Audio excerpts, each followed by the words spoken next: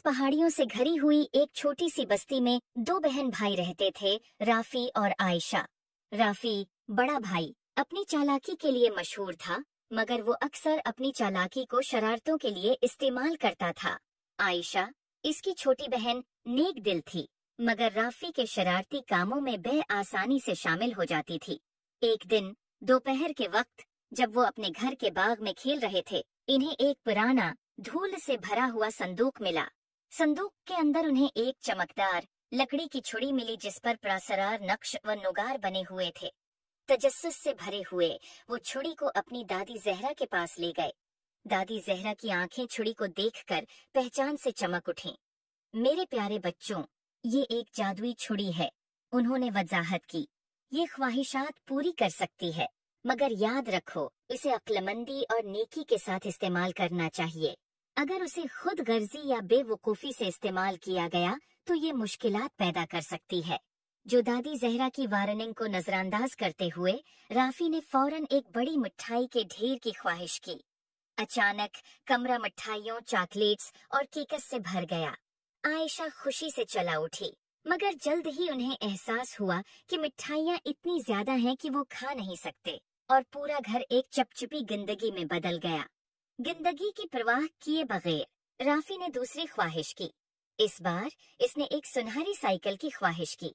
एक चमकदार सुनहरी साइकिल जाहिर हुई, मगर ये इतनी भारी थी कि चलाने में मुश्किल थी, और जैसे ही राफी ने उसे चलाने की कोशिश की, वो टूट गई। मायूस होकर इसने एक के बाद एक ख्वाहिश करना जारी रखा। हर एक ख्वाहिश का नतीजा किसी न किसी मुसीबत में निकला। आयशा, जो ये सब देख रही थी, इसे दादी जहरा की बातें याद आईं।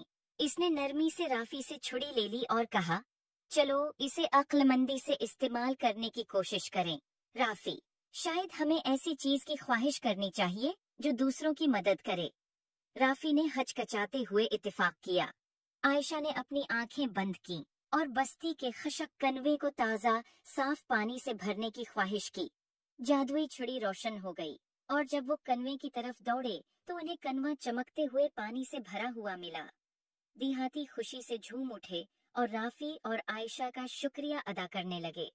उन्होंने जो खुशी बस्ती को पहुंचाई, उसको देखकर राफी ने जादुई छुरी की हकीकी ताकत को समझा। इसने अपनी पछली बेवकूफियों के लिए आयशा और दादी जहरा से माजरत की। इस दिन के बाद राफी और आयशा ने जादुई छुरी को सिर्फ नेक कामों के लिए इस्तेमाल किया, जिससे उनकी बस्ती खुशहाल हो गई। किसी नरमा अखलाक, इस कहानी से सीखने को मिलता है कि ताकत और वसाइल को अक्लमंदी और नेकी के साथ इस्तेमाल करना चाहिए। खुद गर्जी या बेवकूफ़ाना अमल मुसीबत ला सकते हैं, मगर जब उन्हें दूसरों की मदद के लिए इस्तेमाल किया जाए तो वो खुशी और खुशहाली ला सकते हैं। उम्मीद है आपको स्टोरी पसंद आई होगी। Thanks for watching. Please like and subscribe my YouTube channel.